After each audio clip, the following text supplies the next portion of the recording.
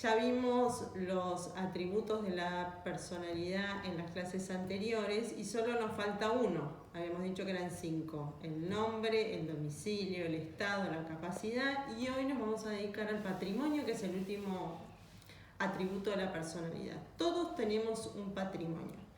En las clases presenciales siempre ustedes me dicen, no, pero nosotros no tenemos patrimonio, porque somos chicos, porque no tenemos dinero. El patrimonio no implica solamente el dinero, es decir, tus botines, la raqueta, la patineta, la bici, esos son tus pequeños tesoros de tu patrimonio. Y no necesariamente tenés que tener una fortuna, tu ropa, el uniforme, las cosas del colegio, eso es tu pequeño patrimonio. Ahora tienen teléfonos que por ahí son un poco más caros. Todos tenemos un patrimonio, por eso es un atributo de la personalidad. No hay personas sin patrimonio, todos algo tenemos. ¿Cómo está conformado el patrimonio? El patrimonio está conformado por bienes y deudas. Es el conjunto de bienes y deudas que tiene una persona. Cuando hablamos de bienes, vamos a hacer una salvedad, porque los bienes están compuestos de las cosas. ¿Qué son las cosas? Son los objetos materiales que tienen un valor económico. ¿Qué sería una cosa? Un auto, una casa, una moto, una cuenta en el banco, el dinero que tenemos ahorrado. Esos son cosas, son objetos materiales que tienen un valor económico. No solamente las cosas físicas, sino también las que están en estado gaseoso o en estado líquido. Todo lo que son fuerzas naturales, todo eso tiene valor económico. Pero el derecho no solamente se ocupa de las cosas que tienen un valor económico y que son materiales, sino que también se ocupan de todo aquello que siendo inmaterial también tiene un valor económico. Y a eso le llamamos derechos. ¿Qué derechos son los que componen nuestro patrimonio? Son 3 tipos de derechos: los derechos reales, los derechos personales y los derechos intelectuales. Los derechos personales son aquellos que surgen de una relación interpersonal, es decir, entre 2 personas. Cuando yo tengo una casa, que es una cosa, porque es un objeto material que tiene un valor económico, esa casa la puedo alquilar. Cuando yo se la alquilo a una persona para que viva en ella, estoy celebrando un contrato de locación. Y en ese contrato también surge una posibilidad del dueño de la casa de percibir un dinero por la casa de la que es propietario. Entonces, esa transacción o negocio jurídico-económico es un derecho personal. Todo el dinero que a mí me ingresa por el alquiler de la casa es un derecho personal. Los derechos reales son los derechos que nosotros tenemos sobre nuestras cosas. Para que ustedes lo entiendan mejor, yo soy propietaria de una casa. Tengo derechos sobre esa casa. Ustedes me van a decir, ¿a vivir? Sí, a vivir. Pero también podría ser que yo tuviera un apremio económico y tuviera necesidad de salir a pedir un crédito bancario para salir de este aprieto económico. Tengo la posibilidad de utilizar todos los recursos que tengo como propietario de mi casa y en virtud de eso conseguir un crédito mejor. ¿Por qué? Porque cuando voy al banco y pido un crédito o un préstamo, lo que hace el banco es pedirme una garantía. ¿Cómo se garantiza el banco? Que yo se lo voy a devolver. Y en ese caso pongo mi casa como garantía. En este caso estoy haciendo valer mi derecho real de propiedad. Eso es un derecho real, son los derechos que yo puedo constituir sobre los bienes que poseo. Y finalmente están los intelectuales, que son todos aquellos derechos que surgen de una obra o una creación de un artista, de un escritor, de un pintor. Todos esos derechos por una obra realizada se cobran y también forman parte de mi patrimonio. Entonces, el patrimonio está compuesto por bienes y por deudas. Pero cuando hablamos de bienes, vamos a tener que considerar que los bienes lo componen las cosas, objetos materiales con valor económico, y los derechos, que siendo inmateriales también tienen un valor económico. Por eso decimos que todas las cosas son bienes, pero no todos los bienes son cosas. porque los bienes son más comprensivos, abarcan también a los derechos. ¿Cómo se clasifican las cosas? Las cosas, estos objetos materiales que tienen un valor económico, se clasifican en distintos, están sectorizados y lo vamos a ver por parcialidades, es decir, objetos o cosas materiales que tienen valor económico, que pueden ser muebles e inmuebles. Las cosas muebles son aquellas que se pueden mover o desplazar de un lado a otro, como por ejemplo un auto, un caballo, una mesa, una silla. La única salvedad que vamos a hacer con los muebles es que hay algunas cosas que se mueven por sí solas. Por ejemplo, los animales. Ustedes siempre piensen en un animal es una cosa. Esta es la clase más linda de todo el año, que nos la estamos perdiendo por no estar juntos, pero la vamos a hacer más adelante, donde debatimos si un animal es una cosa o no. Un animal es una cosa porque es un objeto, es material y tiene un valor económico. Los animales se desplazan por sí solos. Ellos son semovientes. Y tenemos por contraposición las cosas inmuebles. Las cosas inmuebles son aquellas que no se pueden mover. Y ahí vamos a hacer una subclasificación, porque tenemos las cosas inmuebles por su naturaleza. Por ejemplo, si tenemos un lote de terreno, las montañas, los lagos, no se mueven, son inmuebles por su naturaleza. Tenemos las cosas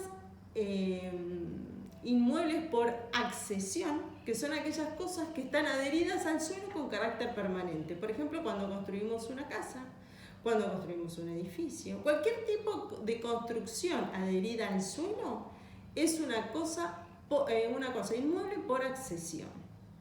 Y finalmente, las cosas inmuebles por adhesión.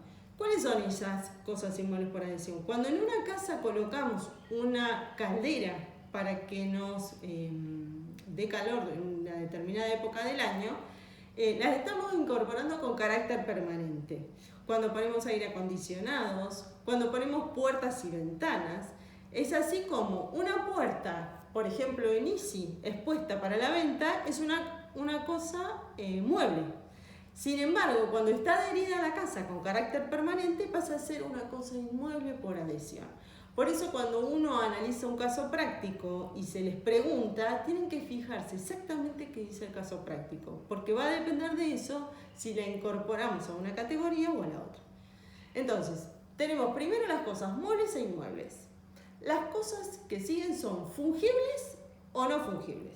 Las cosas fungibles son aquellas que se pueden cambiar por otras de la misma especie y en la misma cantidad. Todo lo que se produce en serie es fungible. Por ejemplo, si yo me compro una heladera de una marca con determinadas características y se me rompe, me la van a cambiar por una heladera de la misma marca con las mismas características porque son exactamente iguales, no tienen ninguna característica especial. Esto pasa con todo lo que es producción en serie. Por el contrario, las cosas no fungibles son las que no se pueden cambiar porque tienen una característica única. Si yo dijera que tengo los botines de Messi, no los voy a poder cambiar por otros botines, porque esos tienen una connotación única. Si yo hablara de un auto de colección, como por ejemplo el auto en el que corrió Fangio, que fue un conductor de Fórmula 1, tenía un auto que se llamaba la Flecha del Plata, ese auto es único, exclusivo e incambiable por otro, porque tiene esa característica de ser propio de una persona y que obtuvo una determinada cantidad de campeonatos mundiales. Eso es lo que los hace no fungibles. Hay cosas que podemos cambiar, otras cosas que no. No vayamos a cosas tan extremas, pero por ejemplo, si tenemos un libro que está dedicado, no es lo mismo que un libro que no lo está. Entonces, cosas fungibles y no fungibles. Las fungibles se pueden cambiar por otras de la misma especie, de la misma cantidad, y las no fungibles no. Cosas divisibles e indivisibles. Las cosas divisibles se pueden partir sin que pierdan su valor económico. Es decir, si yo tengo un predio, un campo grande y lo divido en parcelas para su venta, no estoy haciendo perder su capacidad económica. Muy probablemente se le esté incrementando. Si yo tengo una pizza y tengo invitados y la divido, no pierde sus cualidades. Pero hay objetos o cosas que no se pueden dividir. Si yo una mesa la parto en dos o una silla la parto en dos, deja de tener la característica para la que fue diseñada o creada y deja de existir, no tiene sentido su existencia. Entonces, divisibles y no divisibles. Cosas en el comercio y fuera del comercio. Las cosas que están dentro del comercio son aquellas que no tienen prohibida su venta o comercialización. Cualquier transacción económica, es decir, un alquiler de una vivienda, comprar y vender autos. Por el contrario, las cosas que están fuera del comercio son las que está prohibida su comercialización. No podríamos comprar y vender animales exóticos o especies en extinción, no podríamos comprar y vender armas o drogas, todo esto con carácter legal, no podríamos celebrar contratos. Entonces, la característica es lo que está dentro del comercio se puede transar porque no está prohibida su comercialización, lo que está fuera del comercio no se puede transar porque está prohibida su comercialización. Cosas registrables y no registrables. Las cosas registrables son aquellas en las que se dispone que para su intercambio tenemos que pasar por un registro. Por ejemplo, la propiedad de inmuebles. Los inmuebles se registran, están todos registrados en un registro que son provinciales. Los registros de las propiedades inmuebles son provinciales. Cada provincia tiene su índice o registro de propiedades inmuebles.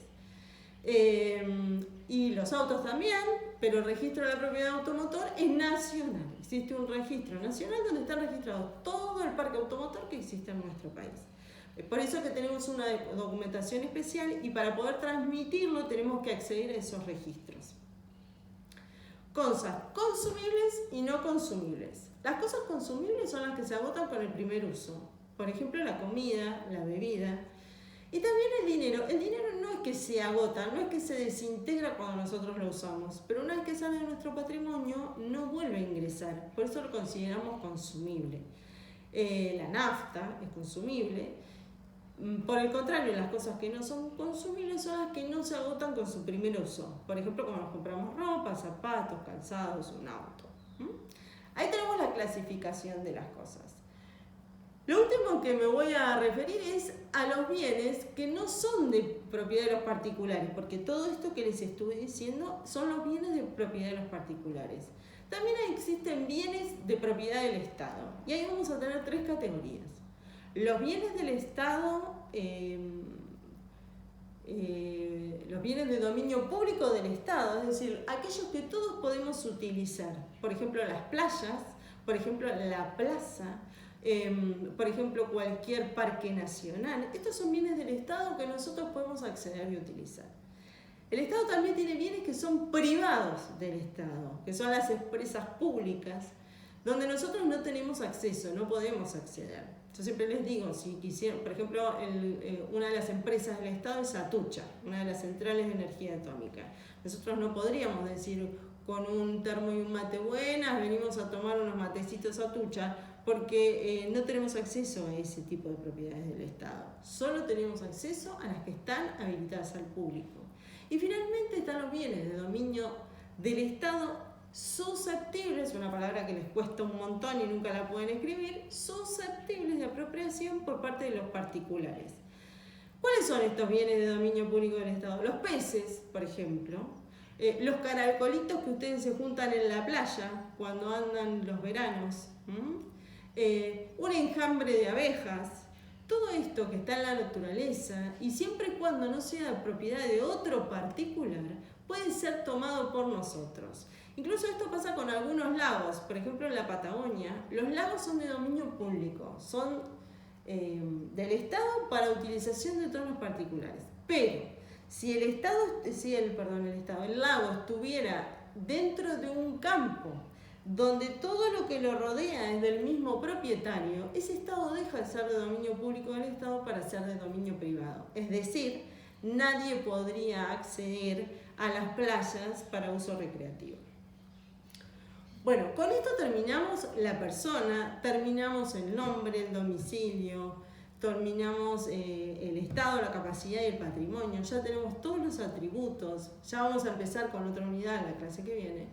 Y les voy a mandar un trabajito para que puedan hacer una suerte de ejercicio con esto que estuve dándoles hoy. Y para fin de mes van a tener un trabajo especial donde van a tener que hacer una categorización de bienes y cosas.